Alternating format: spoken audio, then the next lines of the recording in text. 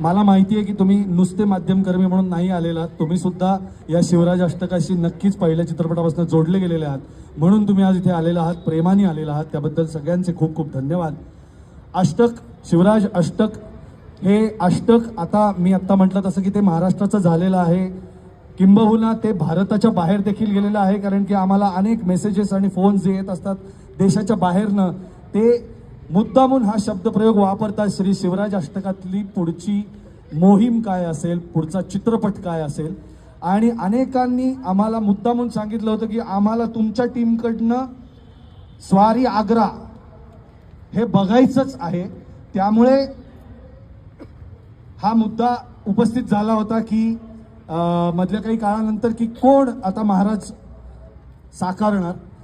त्याचं उत्तर आज तुम्हाला मिळालेलं आहे. अवघ्या महाराष्ट्रापर्यंत आणि महाराष्ट्राच्या बाहेर, देशाच्या बाहेर तुम्ही लोक ते अत्यंत उत्तमरित्या पोचवालच याची आम्हाला सगळ्यांना खात्री आहे. पण आम्ही अजूनही सगळेजण मानतो की रायगडावरती न्याय होतो बरं का. अनेक लोक आहेत ज्यांना जे समाजासाठी काम करू इच्छितात, जे चांगलं काम करू इच्छितात, त्यांच्या वाटेत काटे पसरवणारे अनेक लोक असतात. ती सगळ्यांच्याच नशिबी असतात.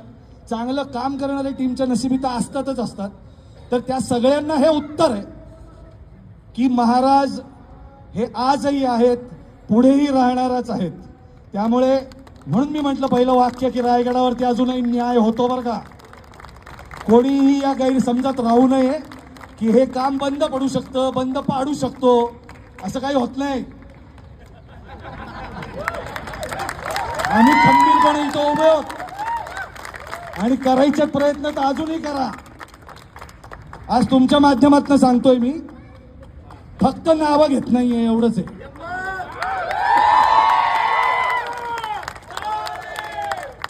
त्यामुळे खूप खूप धन्यवाद. खूप प्रेमाने तुम्ही आलेला आहात आणि मी खात्री देतो तुम्हाला, हा चित्रपट तुम्हाला, आपल्याला खरं तर आग्र्याची जी कथा आहे, आग्र्याची स्वारी आहे, त्याबद्दल आपल्याला धड्यांमधनं एवढं शिकवलं गेलं की महाराज पेटाऱ्यात बसून पळाले. पण तेव्हाचं सगळं राजकारण काय झालं ते प्रत्येक लहान मुलांनी अनुभवावं. आणि आपले महाराज किती मोठे होते, कुठल्या कुठल्या पातळींवरती विचार केला गेला आणि किती आत खोलात घुसून प्लॅनिंग केलं गेलं, याचं उत्तम उदाहरण स्वारी आग्रा आहे.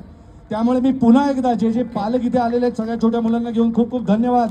पण तुमच्या सगळ्या मुलांना हा चित्रपट दाखवा आणि अवघ्या महाराष्ट्रातच नाही, देशाच्या बाहेर हा चित्रपट हिट झाला पाहिजे आणि तो होणार आहे. कारण की मी म्हटलं तसं छत्रपती शिवाजी महाराजांचा आशीर्वाद आमच्या टीमवर आहे याची मला 100% खात्री आहे. खूप खूप धन्यवाद.